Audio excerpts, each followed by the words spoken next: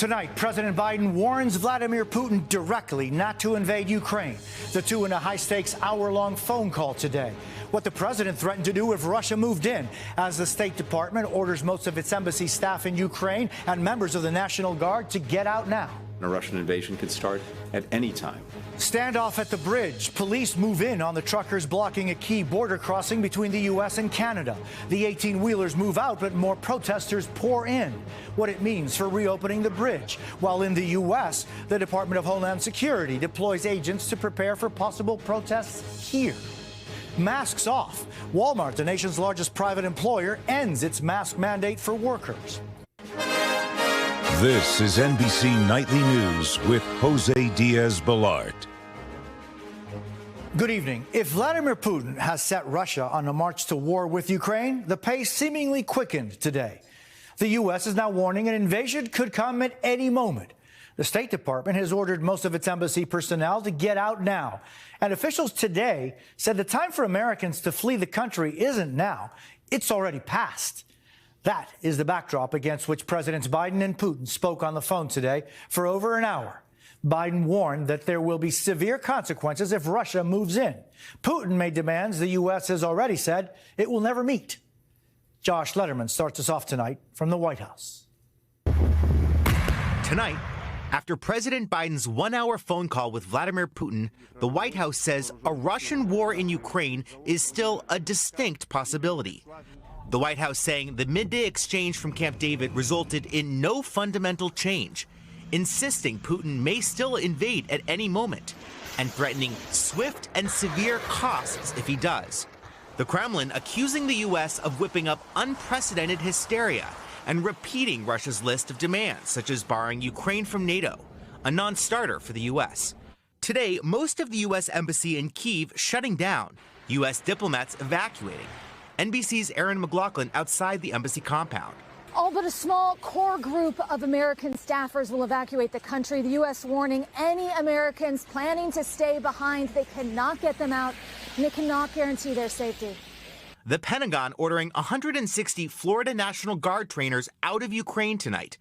But Ukraine's President Zelensky urging his citizens to stay calm, openly disagreeing with the U.S. that an invasion is imminent. The truth that we have different information, and now the best friend for enemies, that is panic in our country.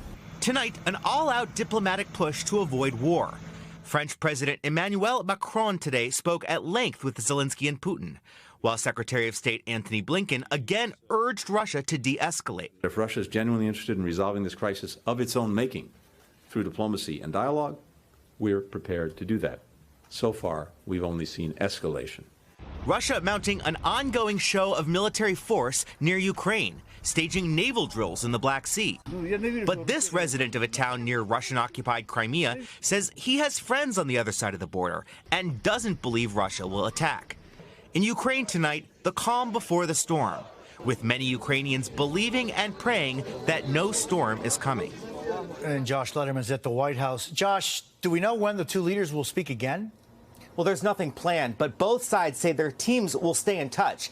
The Russians are also finalizing a written response to the most recent diplomatic offer from the U.S. Jose? Josh Letterman at the White House, thank you. We're going to take a moment to try to answer an important question. Why is this happening now? Why is Vladimir Putin risking the deaths of his own soldiers and the likely crippling of his economy from sanctions by invading Ukraine? Like so many global conflicts, this one is rooted in history, geography, and personal ego. For years, Vladimir Putin has complained the U.S. and West have lied to Russia and have forced him to take action. You promised us in the 1990s that NATO would not move an inch to the east, he said just weeks ago. You cheated us shamelessly. Michael McFaul is the former U.S. ambassador to Russia. Putin has said the West, the United States, is provoking us, provoking me. That's ridiculous. Let's be clear. Nobody's provoking Putin. This was how Europe was aligned at the peak of the Cold War, split between willing NATO allies in blue to the West and in red, countries that the Soviet Union used brutal force to keep in line with them. But when the Soviet Union fell, these Eastern European countries, now free, aligned with the U.S. and NATO. Russia's sphere of influence and its geographic buffer against NATO now shrunk considerably. 5 NATO countries even border Russia, and many now host U.S. military bases. And Ukraine, it sits here, almost alone between Russia and the West. Too many people are believing that this is somehow about NATO expansion when it's really about an unprovoked military invasion should Putin decide to go in. Many are wondering why Ukraine and why now? Well, why now? I think because President Putin has been obsessed with bringing Ukraine back into subjugation to Russia. Putin believes that the Slavic nation, of which he considers Russians and Ukrainians to be part of a single nation, was unfairly and incorrectly broken up during the collapse of the Soviet Union, 1991. A full-scale invasion would likely be the biggest conflict in Europe since World War II. And it could likely destabilize international markets. On Friday, as tensions rose, the S&P 500 plunged nearly 2%. That's a drop of $2,500 for the average American's 401k. And with Russia, a huge provider of oil to the world, gas prices are likely to go higher. They've already hit their highest level in 8 years. I think the mistake we make in the West sometimes is we think that Putin's some kind of rational actor calculating the cost-benefit analysis of invasion, when in fact he's thinking about his place in the history books 50 years from now. And one more note. Some have wondered why we're pronouncing Ukraine's capital as Kyiv instead of Kiev. That's because Kyiv is how Ukrainians say it. Kiev is how Russians say it. In Canada, the police moved in on those truckers who have been blocking a major shipping route to the U.S. The truckers left, but the protesters are not over, and the bridge is not yet open. Now there are concerns similar protests may happen here. Cal Perry is at the bridge in Windsor, Canada. The horns blared and the chants were defiant. Freedom! Freedom! And while the trucks are now gone from the so-called Freedom Convoy in Windsor, Ontario, protesters are still blocking access to the bridge used to transport hundreds of millions of dollars worth of goods between the U.S. and Canada each day. I'm unvaccinated. You know, I can't even eat in that McDonald's. Hundreds of demonstrators, including truck drivers, are protesting vaccine mandates. After a Friday night court order for protesters to disband, today, police moved in. With the busiest land crossing in North America shut for nearly a week, trade was severely disrupted. And it seems like this show of force was exactly what leaders on both sides of the border wanted. Even though police have pushed them back, protesters here are still declaring victory. It's gone global, so actually we represent a peaceful movement globally. In Paris, a copycat demonstration led to a more forceful response. Police deployed tear gas and removed protesters blocking traffic on the Champs-Elysees. And Canadian demonstrators say the U.S. should prepare for similar scenes. I bet you $1,000 that Freedom is contagious. Super Bowl Sunday, they will be heading out of L.A., heading to D.C.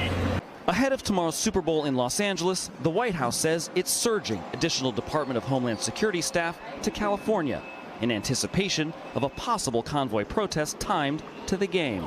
In Ottawa, Canada's capital, what police called, quote, unlawful occupation led to dozens of arrests as well as backlash. This is not about freedom. This is a right-wing movement to seize power. And Cal Perry is joining us from the scene of those protesters in Windsor. Cal, what's the latest? Jose, at this hour, the Ambassador Bridge, which connects the United States and Canada, remains closed as protesters have only increased their presence in the area. All of this 24 hours, courts ordered people to leave. Jose? Cal Perry in Windsor, thank you. Coming up, the big announcement Walmart just made about face masks in its stores. We're back with a big change in policy for Walmart. The nation's largest private employer announced it is dropping mask mandates for its fully vaccinated workers unless state or local rules require it. Walmart made the decision after monitoring COVID trends across the country and as more states lift mandates nationwide. For many, it's felt like a winter with lots of record-breaking low temperatures, but today, much of the Northeast approached new highs. It was beautiful here in New York today, and here's what it looked like in Boston. People out enjoying the sunshine.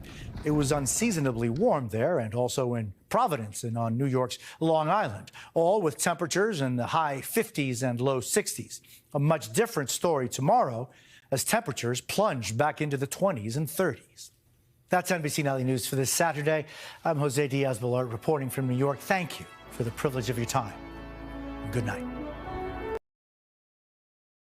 Thanks for watching our YouTube channel. Follow today's top stories and breaking news by downloading the NBC News app.